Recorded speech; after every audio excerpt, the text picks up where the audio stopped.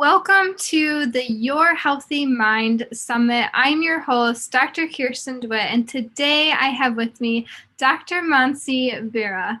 Dr. Mansi completed her Doctor of Naturopathic Medicine degree at the University of Bridgeport in Connecticut. She practices as a functional and holistic medicine practitioner, specializing in mental health, neuromuscular disease, and chronic disease. She uses dance therapy alongside various mind-body techniques in her practice. Dr. Mansi is also a certified YogaBody Breath Coach, health coach, nutrition therapist, and professional classical Indian dancer. She loves experimenting in the kitchen, motivational writing, and getting lost in nature's meditations. She also serves on the board of the New Jersey Association of Naturopathic Physicians. And I'm so thrilled to have Dr. Mansi with us today to talk all about hope in the Sea of Hopelessness. I think that we can all kind of think about a time where we haven't felt like there was hope, right? And so I'm really appreciative of Dr. Mansi being willing to share a little bit of light for us when we're in those times. So thank you so much for being with us and for sharing with us, Dr. Mansi. Thank you so much, Dr. Kirsten, for having me. I want to appreciate all the work that you're doing to raise awareness about all these important mental health topics.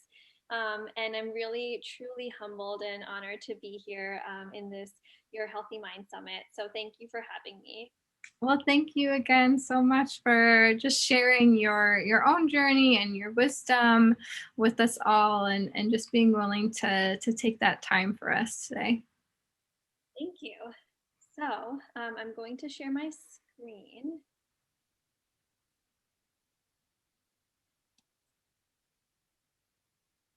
All right. So, a ray of hope in the sea of hopelessness. So, this is going to be largely our conversational talk, but I do have a few key points that I'll be sharing some throughout the presentation. So, the past year, a little over a year, has been full of uncertainty, chaos, division, racism. You know, our country has kind of been divided. The world kind of has been divided. But at the same time, we've also seen Mother Nature healing.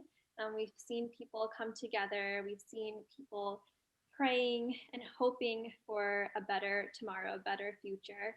But that doesn't take away from all the chaos and anxiety and fear that we've been, exposed to in over a year now. And while the world has been going through its pandemic, I've kind of been going through one of my own. So my story is just one chapter out of my life full of illnesses and, in times where I wasn't able to heal and kind of have been able to come over some of those challenges. So this story starts on January 25th of 2020, kind of right when COVID also started to take place. We started hearing about COVID in different countries. So I was in India. We had completed our pilgrimage to a very holy place. It's been one of my dreams to go there. So when I got the opportunity to go, I went. So this pilgrimage even though it was a 10-day hike, it wasn't necessarily we were climbing every day. The last day was the largest hike. And we came down, it had been 10 days of exhaustion, and I got sick. So I thought, okay, maybe I'll just need a couple of days of rest and I should be fine. But it actually got to the point where all of a sudden I started experiencing my muscles cramping up, stiffening. Um, as doctors, we use the term rigor mortis. And although that's not what was happening, I feel like that's the best way to almost describe what I was feeling. Literally every single muscle in my body was getting tighter and tighter and stiffer. And then it started alternating between stiffness and flaccid. So my muscles were becoming flaccid. It was truly really scary. I was rushed to the ER. My blood pressure was 150 over 100. I was hypoxic at oxygen level of 80%. I was tachycardic, and I genuinely thought, like, this is it. I wasn't going to make it. I've had scary health experiences in the past, but I think this by far was the most scary. And it was really hard because no one knew what was going on. They did a lot of testing, and they found that my potassium levels were at almost a fatal level of 2.5. And without knowing any reason why this is happening, all I could do in that moment was take lots and lots of potassium. So I was basically drinking shots of potassium, and I had IV, kind of nonstop IV full of potassium. And I continued to be paralyzed. So I couldn't move. I couldn't walk or get up because my muscles had completely gone weak. I couldn't even hold a spoon or something in my hand. People had to feed me. But I did recover from that. So it was a few days, and I recovered almost, I would say, 80%. And that's when we started the journey of exploring what was actually causing this in the first place. So that's it was a hard time because we were in India going from doctor to doctor, and also COVID was rising, and we soon came back just when all the lockdown started in all the countries before India shut down and was in its own lockdown. So we came back to the States, and then I had these paralytic episodes again and again and again. And it's really scary. And I couldn't even go to doctors here because, especially in New York and New Jersey at that time, COVID was really bad. And I was scared to go because I didn't know how it would impact me if I were to get COVID. No one knows how it would affect them. It is still such a novel virus. So that had me in a place where I was completely in darkness. I was literally in a massive sea of darkness. I would be in bed for days, especially during these attacks. I would not be able to get up or walk. I would need assistance with all my basic needs. And the other thing was I was in a lot of chronic pain, debilitating pain all the time, and no one knew why. I couldn't move. I couldn't, do anything on my own. I also couldn't, I wasn't able to express any of my, feelings or emotions at this time because the world was going through its own pandemic. I almost felt like selfish. Like, why am I talking about myself? How can I talk about myself? And it was genuinely a tough time. There were times where I contemplated just taking a lot of potassium and calling it a day. It just didn't, and that wouldn't end well for me, of course. But not knowing what was going on was really scary in and of itself.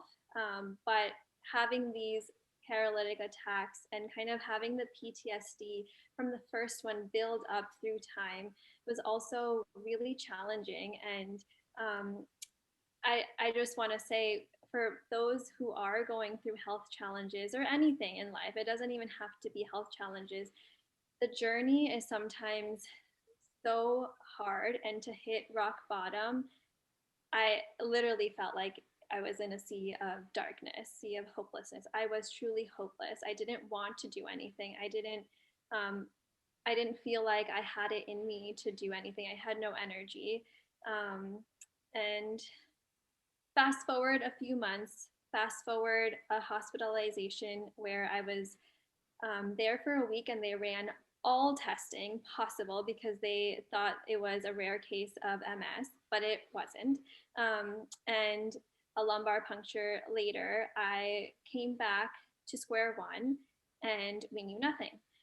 I started PT. My PT and OT were amazing. They worked with me trying to help regain some muscle strength that I really, I almost had none. And we did actually do some further testing, and I was diagnosed finally with an ultra rare genetic disease called hypokalemic uritic paralysis. It affects 1 in 100,000 people.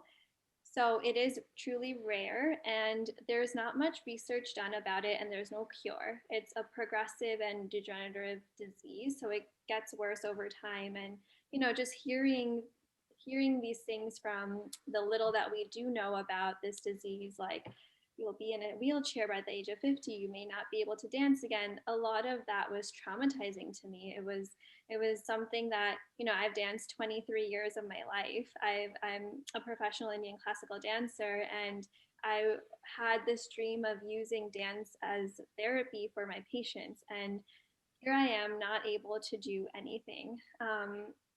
And not knowing what will come is equally scary. It took away a lot of the hope that I had, that maybe I will get better, maybe I will recover, because I'm constantly being told, like, this disease gets worse as you age. So kind of grappling with all of the new aspects was hard, and I almost felt like deceived by life. I couldn't express myself, because the way I express myself, my emotions, are through dance, cooking, writing. I couldn't type, so I couldn't even work. Um, I it's what I call the irony of my life. I had just graduated, and I had earned my doctorate degree, and yet I was a patient, a lifelong patient, it seems like now.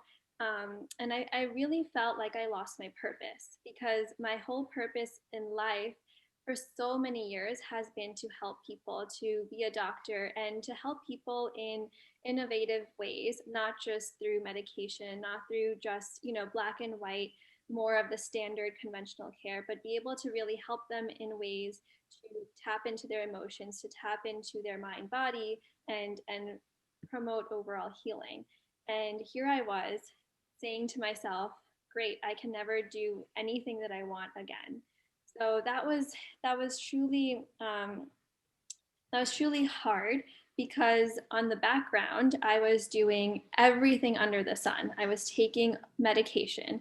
I was doing meditations, a lot of meditations every day. I was taking supplements. I feel like I was listening to motivational speeches. I felt like I was doing everything under the sun. Whatever people would say to do, to try, I was trying, and nothing worked. It almost seemed like it was getting worse.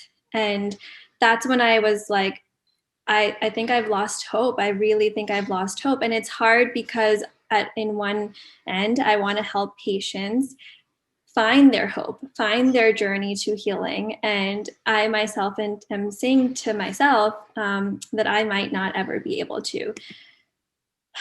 And then it comes back to a saying that my mom always has said to me throughout all my challenges: it will happen when the time is right.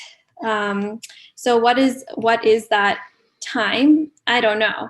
And I think it was around August when I was like, all right, I'm just going to try one last time. Like, what do I have to lose? I'm going to do what it takes. I'm going to just really, really try to manifest some healing, even if it's like an hour a day of feeling okay, even if it's I prayed that I could launch my business so I could help other people, because maybe I'll find my purpose through that. I prayed that I would be able to type for 2 hours at a time so I could help patients and take notes for my patients.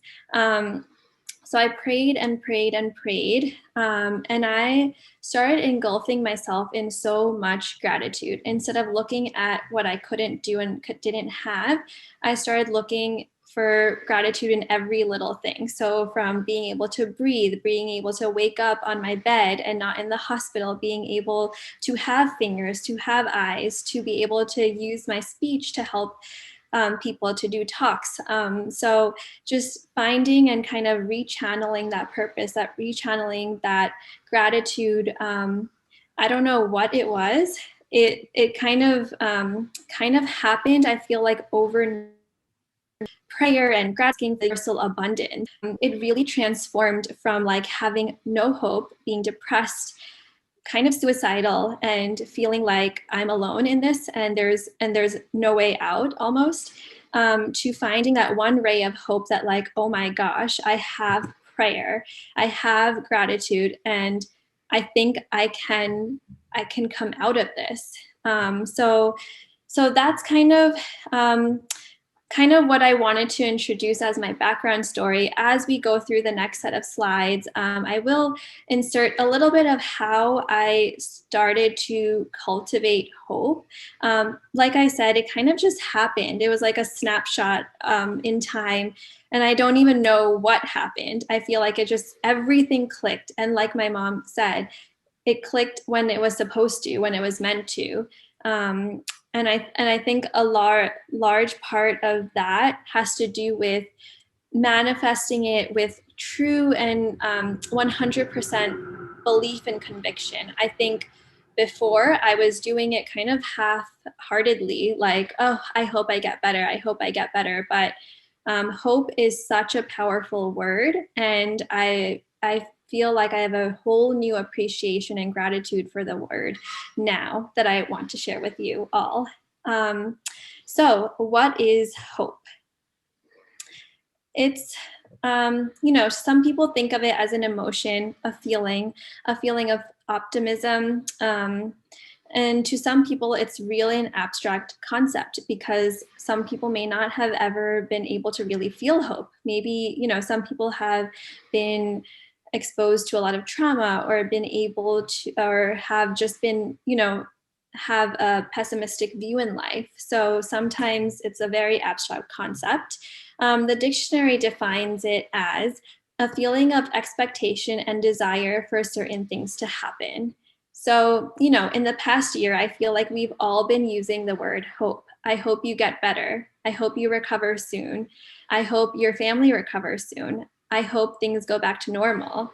I hope I can go back to work soon. So we've kind of been using the word hope, and I feel like people are kind of still stuck in a cycle of like, oh, nothing's getting better, nothing's changing. When can I do this? When can I do that?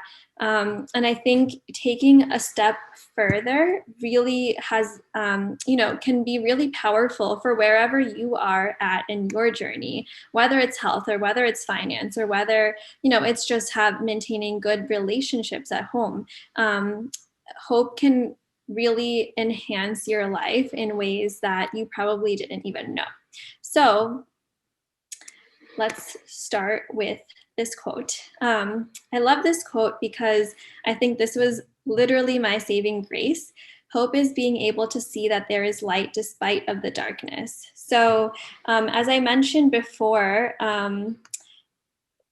even if there's 1% of you that feels like, okay, you can do this, you've got this.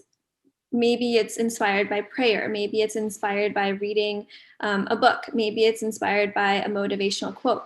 But having something to hold on to can really guide your way, and it can really change the trajectory of your life and how you kind of maneuver through your journey, and journey to healing as well.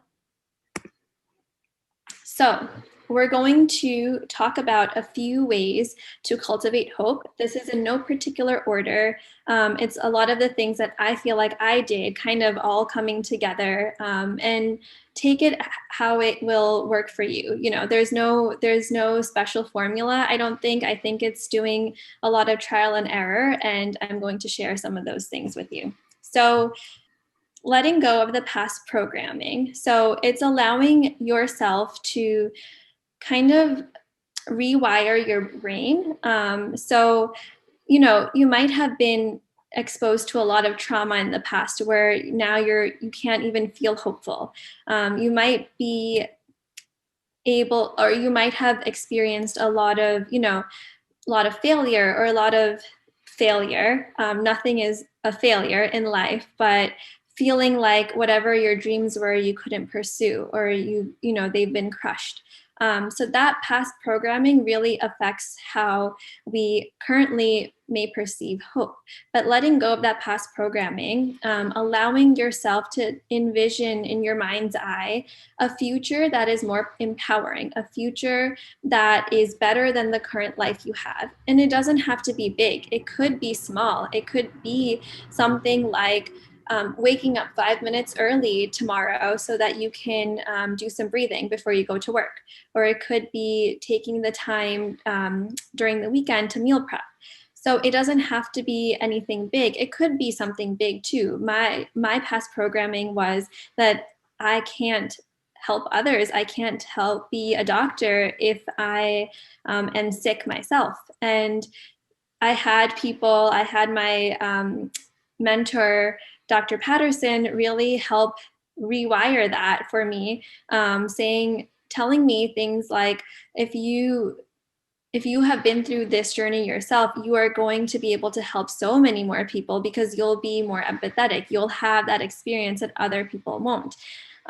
That's really hard to accept sometimes, but it made a profound impact for me, and it helped me kind of make space in my brain to let go some of the older thoughts and the patterns of thinking that I had, and now to rewire my brain into more of that positive, like, yes, I can do this, I can do that, and I'm making space for these positive thoughts and positive emotions. So, hope sees the invisible, feels the intangible, and achieves the impossible. And I bring this quote here just to kind of touch on the fact of the law of attraction, and kind of also what I just mentioned about that positive emotions versus negative emotions. So we all know this. We kind of, I'm sure we've all been in a negative vortex before, where all we're thinking is like the negative thoughts, whether it's anxiety, fear, uncertainty, not knowing what's going to come next. These are all low vibrational words and low vibrational thoughts that can kind of really spiral down and take us through a whole ride of emotions and affect us physically too, not just mentally and emotionally, but really have physical manifestations. Whereas on the other side, on the flip side, hope is a very positive word with positive vibrations, the same as confidence, inspiration, faith, desire, inspiration, that carry a lot of positive connotations and positive meaning to it. So if we're constantly thinking about those things and surrounding ourselves by those things, we can actually start to change the energetics around us. And I know this might seem like an esoteric concept to some of you, but if you think about it, so many people I talked to over the past year, so many patients I've worked with, they feel like a heavy cloud that it's been there for almost a year now and it's just not lifting. So if even if you don't believe in energy, I think you can attest to the fact that this past year has been hard and has been weighing down on everyone and has been impacting us in very different ways, some mentally, some emotionally, some physically even. And so I want to leave you with that, because I think a huge part for me in finding that hope was really through the intangible, through the invisible and the impossible. I truly felt like I wasn't going to get better and things aren't ever going to get better. And not much has changed for me. I still get these attacks. I still have tremendous debilitating pain on a daily basis, but that hope of, no, I can see and I can envision a better future for myself. Just that changing and rewiring my brain, I think, has impacted me so much. So that kind of brings me to my next point, which is acknowledging and reconnecting with yourself. So acknowledging what all you've faced. So whatever you're going through, it's valid. And I know I kind of mentioned this before too, because the world was kind of going through its own pandemic at the same time, I felt like I couldn't talk about what I was going through because I felt ashamed. I felt a little embarrassed because, everyone is going through their own journey. Why should I talk about mine, or how can I talk about mine?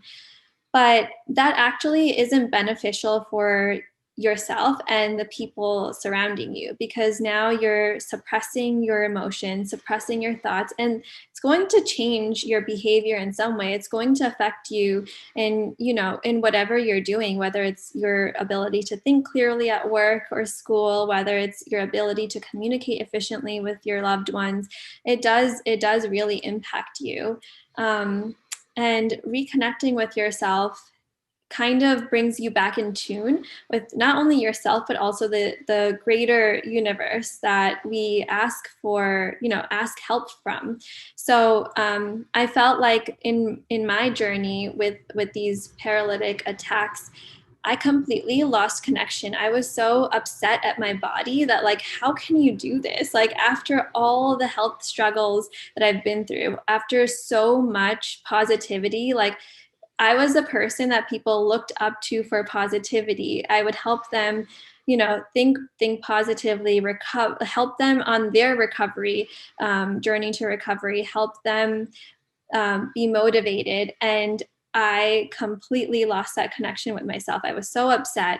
I felt, like I said, I felt deceived from my body. But when I lost that connection, I also lost a lot of the positive traits that I had going on for me in the past. And it took a while to kind of reconnect with myself. I was watching Netflix on end, kind of trying to escape my reality. And I realized that talking negatively to my body was only making my pain and my condition worse. It took a lot of saying loving, kind, compassionate words to my body. Even now, when I do have my flares, I start with that tendency to be more negative, but I see a profound difference almost instantaneously once I start speaking with kind, compassionate words and healing words, because ultimately that's what we're here on this journey for. We want to heal from whatever we're going through, whether it's health or it's something else. So I think acknowledging and validating what you're going through is really important. Sometimes we can't talk about it with other people. And that's where, for me, tapping was really helpful. And we'll kind of circle back to this concept of tapping in just a bit. So the next thing for cultivating hope, finding a purpose, no matter how small it is. So for me, a large part of my life's purpose was to become a doctor and help others. And when I felt like I lost that purpose, when I felt like I couldn't do this anymore, it was devastating, because it's like, what am I living for? What am I going to do for the rest of my life if I'm on the bed for the rest of my life? But now I found a way to rechannel that purpose. And now I want to raise awareness for rare diseases like mine and other rare diseases. It's made me so much more sensitive to listening to people and listening to their stories, because for me, a lot of times I was brushed away. I kind of look fine and look normal all the time. So doctors never paid attention to my symptoms. And I had a lot of these symptoms, several years ago, that could have led to this diagnosis sooner, but it didn't happen for me. So that purpose, no matter how small it is, like I said before, maybe your purpose is to just feel a little bit more relaxed when you're going to work, or maybe it's to get a better grade. Whatever it is, nothing is too small or too big, but having a purpose actually is like the first step to envisioning that positive change for yourself, that empowering future that I was talking about. So finding a purpose is really important. And maybe if you can't, talking to someone that can help you find that purpose. it's really powerful. And I feel like with patients too, I feel that this conversation comes up a lot, and it really helps to navigate your life and can change the trajectory of your life. So the next concept is you are your own cheerleader. So if you're recognizing that you're not able to cultivate this hope in yourself, it's not because something is wrong with you. You might just have been raised that way, or teachers may have crushed your dreams in the past, or your directors or your bosses may have crushed your dreams in the past. You might have experienced a lot of trauma. So your past experiences really do play a huge role in how we look at hope and other, other ways to help heal ourselves and in our healing journey. But you are your own cheerleader at the end of the day. No one knows you better than you. So you have to know that for yourself. You have to truly and strongly believe in it yourself, that you are going to get better, and you have the ability and the capability of finding hope and cultivating that hope, because no one else can do that for you. You know yourself the best. You are your best friend, and you're going to be your best advocate. So when you start tuning in with yourself, when you start opening up, when you start taking time for yourself, you'll be able to recognize your needs better. You'll be able to recognize things that you may want to work on better, things that you need support with. And all of these things, are really important to cultivating hope and creating all the support system that you may need to cultivate the hope. So yes. And the other aspect of it is hope is a learned behavior. So you don't have to feel like, oh, I'm not programmed like that. Like I mentioned before, you can always reprogram your brain. You can always rewire your brain. Neuroplasticity is a buzzword today, and it is so true. And it really does work. There are studies about neuroplasticity increasing our brain connections. So how we focus our thoughts, that's actually really affecting how our brains are functioning as well. The next is U-turns and resilience. So this is a big one because knowing that life is never going to be one smooth, steady journey is really important. There's always going to be bumps. There's always going to be disappointments and failures and areas to learn from. And just knowing that and being resilient and being able to kind of take a U-turn from wherever you're going when you hit a bump in the road is so important. And I know that shift from hopelessness to hope is not easy. I've been there, done that, from not being able to be resilient at all, and kind of allowing every negative emotion, negative thought, just keep flowing in to the point where I hit rock bottom and I'm like, okay, like it's either upwards from here or like that's it. And that resilience is so important, and building that resilience takes time, is not easy, but it's something that we really want to build for ourselves, because that will help us in the future as we face new challenges and new issues, whatever is going on in our personal lives or also in the world as well.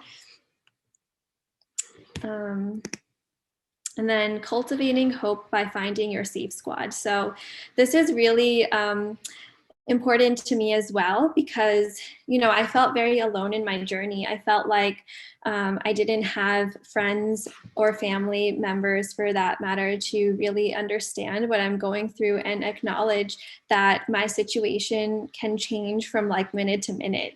I couldn't even understand that myself. So having friends, your healing team is what I call it. Like I call it my safe squad and my healing team. So who's your healing team? Who are you surrounding yourself with? Are they empowering you? Are they making you feel more fearful of your situation? Are they making you feel like, oh, you won't ever get out, like that person's always like that? Or are they actually encouraging you to be better? Who you surround yourself with, it's like who you become. There's a saying that whoever you surround yourself with is who you become, because it's kind of how you navigate and see yourself too. And so having a safe squad, I think, is so important. People who you can turn to in times of need, people who you can talk to without that fear of judgment, and that, lack of societal understanding that everyone's journey is different, and we kind of our society, our culture kind of puts us in buckets, and life isn't like that. It's all gray, it's all flowing here and there, and we kind of have to really embrace everyone's differences, and also help each other in our processes to heal and to move forward in life, to have and find hope in life. So cultivating hope by doing the inner work, and there's no shortcut to doing this. So for me, again, this is going to be different for everyone, but for me, that was creating my non-negotiables. So waking up, being grateful, and writing down things that I'm grateful for, or just thinking that of them, meditating every day, and priming myself to see a future that is better than what I have right now, seeing myself recover, seeing myself in a better place, and knowing that it may or may not happen, but doing that inner work has really helped me come this far. And I hope that, as my own healing journey goes, it will help me to further get better, or to manage this disease in a better way. And there's no shortcut. You have to do your own inner work, and no one can do it for you. So whatever your non-negotiables are, maybe it's exercising every single day, maybe it's talking to your friend every single day who motivates you and empowers you. Whatever it is, you have to do, you have to create that as your non-negotiables. And it's a fascinating way to cultivate hope, because it kind of, like I was saying before with the whole energy concept, it really does change the energetics of your inner self, and then you start projecting that outward. And I think people can really sense that as well when you're doing your inner work and inner healing. It's really impactful for the people that you also surround yourself with too. And then gratitude, gratitude, gratitude. So this is such an important thing, just like hope. I think we say gratitude or gratefulness or thank you, like, again, we say that left and right, but it's so important, because gratitude brings with it this universal concept of abundance. So when we're grateful for every single thing in life, we are able to ask the universe for more, and it will bring us that bring us even more, so that we can manifest what we really want. But gratitude for me, for the little things, and also the big things. For my parents, I need assistance sometimes for my basic needs. I'm so grateful for my parents to be able to fulfill all those needs, for me to be able to stay with them during this time. I'm grateful for my safe squad. I'm grateful for all the people who I've been able to reach out and who haven't judged me, because I've felt so judged in this process of being diagnosed and going through this journey. I'm grateful for my physical therapist and occupational therapist who have helped me kind of rewire, I feel, a lot of my programming to more positive and more hopeful thinking, and just having that gratitude for breathing, for being able to live your life, wherever you are, for not being sick, for having the resources that you need to function on a daily basis, the money, the food, to be able to travel if you're doing that. So there's so much that we take for granted, but seeing the world kind of all not falling apart, but seeing the world going through such a crisis kind of really, really reinstills the importance and magnitude of gratitude. And then finding your new normal. So whatever you are going through, whatever your challenge is, it's your story. And you might have a plot twist like me. I know I did. And every day is a new chapter. Every moment is a new chapter. And you are in control of what you want to include in that book. So what is your new normal going to look like? It doesn't have to be any big change. It doesn't have to be any big shift. It can just be a shift in our mindset, from going to very negative thinking to positive thinking and being hopeful. But my new normal, is still walking with a cane, is accepting that I'll be in bed for, a good portion of the week, is probably saying no to a lot of things because I still can't function. And these are things that I don't want to accept for myself, but these are things that I've learned to accept and also embrace, because I'm grateful that I'm able to help patients. I was able to launch a business and my practice online despite these health challenges and despite COVID. So what does your new normal look like? What is your new chapter? What is your story? And everyone has their own story, a beautiful story to tell. So you should not feel ashamed or embarrassed to talk about it and share it, because I do really believe you're not alone. And when you start opening up, you'll get to hear other people's stories too. So I love this quote. Just want to kind of bring the focus back together. Hope is that thing inside of us that insists, despite evidence to the contrary, that something better awaits if we have the courage to reach for it and work for it and fight for it. And it kind of brings that concept of, really, really genuinely asking the universe with conviction and true belief that I want this. I want to get better. I want to heal. I want to help others. Whatever it is for you, you can do it. You have to fight for it. And there's no shortcut to that inner work. But if you do that inner work, if you do build your safe squad, if you do work on reprogramming and rewiring, it is possible. Hope is possible. And all you need is a little bit, that one ray of hope, to really pull you through the darkness and guide you. So my journey is definitely a work in progress. Once you find that ray of hope, hold on to it tight and let it guide you. Like I mentioned, it's like that light that will guide you, but it's up to you to find that ray of hope and hold on to it, and kind of let it take you to a more positive life, a more positive way of living life, despite your challenges, despite whatever you're going through, despite the roadblocks, because you can overcome them. It's about rewiring and reprogramming. So I want to do some tapping.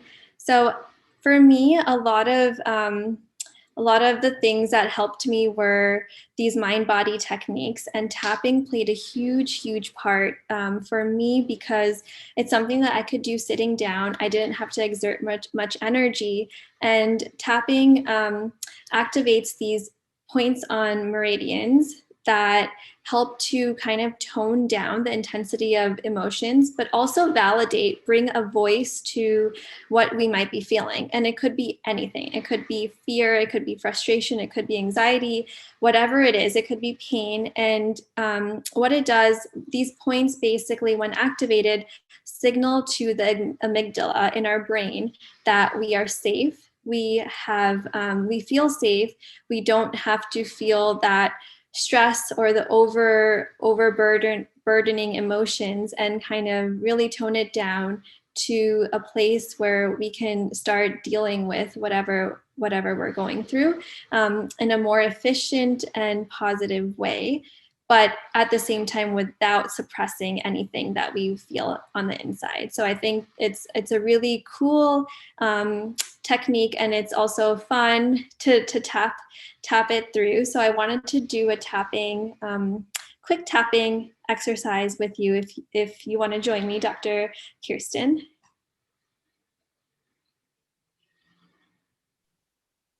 All right, hopefully everyone can see both of us, and I'm just going to follow along because I am an acupuncturist. I am an acupuncturist. I know the points, but I have not actually done tapping. I've heard all about it, and so this will be fun. Yeah, this will be fun. So I'm gonna just briefly show the points once, and then we'll say it together. So the first point is the karate chop point. It's on the side of the hand. The second point is on the eyebrow point, side of the eye, then under the eye, then under the nose, under the mouth, collarbone. So you can use two hands if you want, and then one is under the arm if you can see. So those are the 9 points. And we'll kind of talk through a little bit of hopelessness and maybe even anxiety, and kind of give it a voice so that we can tone down the intensity, and feel better after doing it. Are you ready? I'm ready. Okay.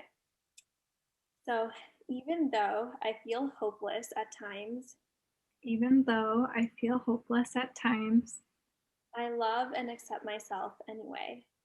I love and accept myself anyway. Even though I feel uncertain about my future, even though I feel uncertain about my future, I give myself permission to feel power. I give myself permission to feel power. Even though I feel like I will fail yet again, even though I feel I will fail yet again, I'll allow myself to move away from these limiting beliefs. I'll allow myself to move away from these limiting beliefs. Oh boy, I feel stressed. Oh boy, I feel stressed. And I don't feel any hope. And I don't feel any hope. I feel like I'm losing control. I feel like I'm losing control. And I feel like things are not getting better. And I feel like things are not getting better. I feel like things are getting worse. And I feel like things are getting worse. I'm anxious all the time. I'm anxious all the time. And I worry about everything. And I worry about everything. And people tell me that I'll get better. And people tell me that I'll get better. People tell me things will get better. People tell me things will get better. But I don't know if that's really true. But I don't know if that's really true. I feel like it's been too long. I feel like it's been too long. And things will only get worse. And things will only get worse. I don't know what to feel sometimes. I don't know what to feel sometimes. I feel like numbing myself. I feel like numbing myself. So I don't feel the pain. So I don't feel the pain. So I don't feel the stress. So I don't feel the stress. But deep inside me, I know that that's not true. I know that that's not true. I don't have to feel stressed all the time. I don't have to feel stressed all the time. I think I can feel hope. I think I can feel hope. I think I can feel positive. I think I can feel positive. I think I can write my story. I think I can write my story. I think I can change my story. I think I can change my story. I think I can rewrite my future. I think I can rewrite my future. I might need some help. I might need some help. I might need support. I might need support. I might need to reach out to people. I might need to reach out to people. I might need to open up. I might need to open up. But I can do it. but I can do it. I know I can do it. I know I can do it. And I already feel the shift in me. And I already feel the shift in me. I already feel I'm reprogramming me. I already feel I'm reprogramming me. I already feel I have learned how to feel hope. I already feel I have learned how to feel hope. I feel hope now, I feel hope now. and I can see a better future for myself. And I can see a better future for myself. All right, take a deep breath in and out.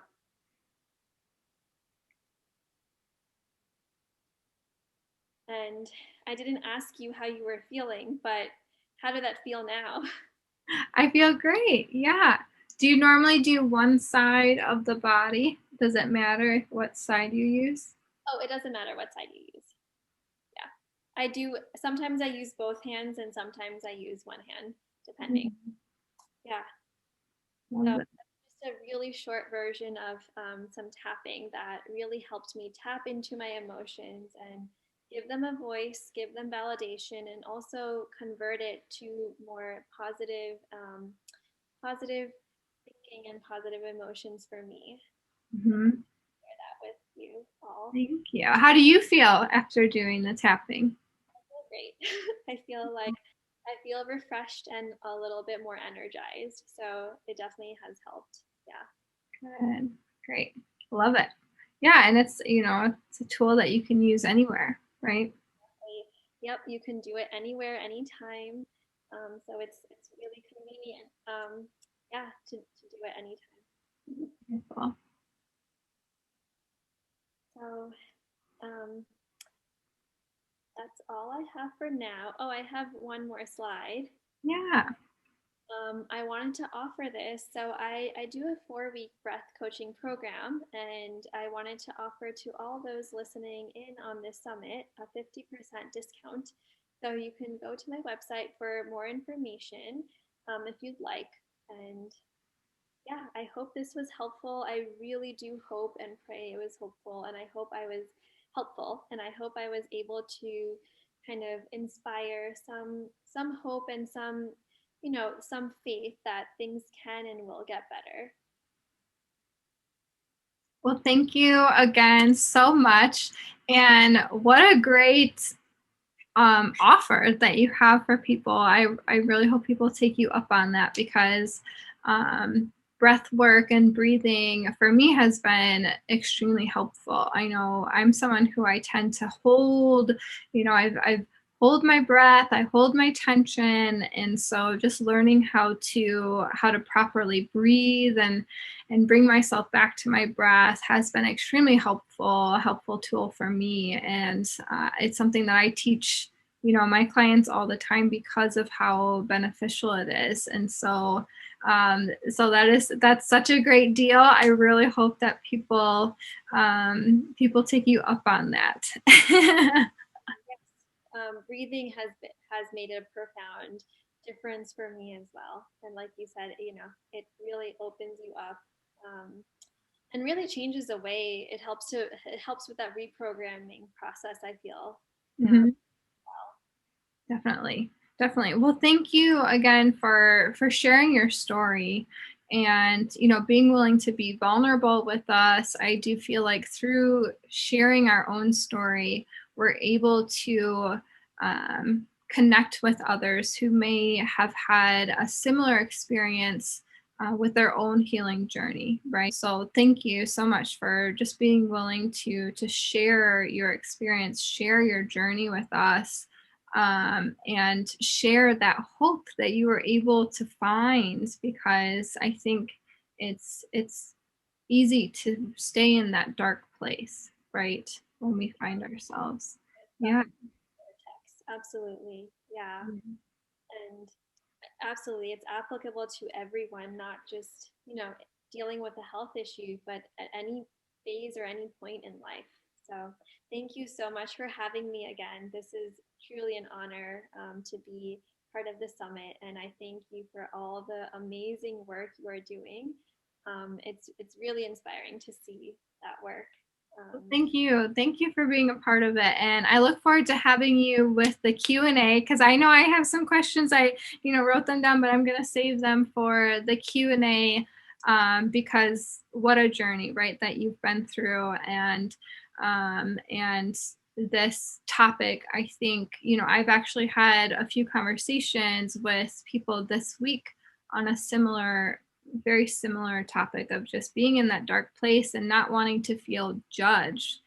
I think that's such a big part of the experience, is not wanting to talk about it, what we're feeling, what we're going through, even at those early stages, right? Even at that early stage before you had the hike and that devastating collapse, basically, right? Leading up to that, it sounds like you had little hints at what your body was going through. But if we feel like we can't talk and can't share what we're going through with others, it's really hard to get those answers. It's hard to if we're not comfortable talking about it. So I'm hoping that by you sharing your experience and by others sharing their experience on this panel, during the summit, that more people can feel empowered to start having those conversations, because the conversation alone can be healing, but also just increasing the awareness and increasing the understanding of what we're experiencing, right? I feel like that's half the battle, is just Yes. being heard. Right out of my mouth. It is half the battle. It's like a weight lifted when you're able to have the conversation and when you're able to really talk about it in its most raw form, and then open up to help and support and all of that.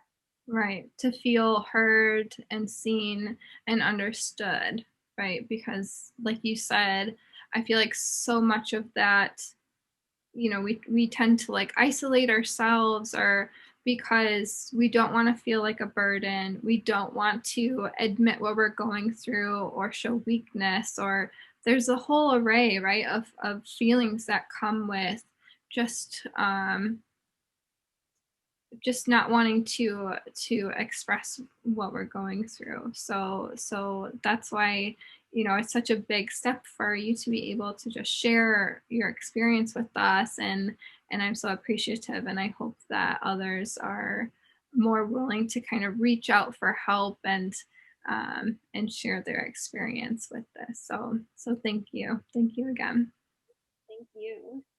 All right. Well, thank you all for tuning in to another masterclass here with the Your Healthy Mind Summit. Definitely be sure to come to the live Q&A so that you can ask your questions to Dr. Mansi here. So thank you. I look forward to seeing you all there.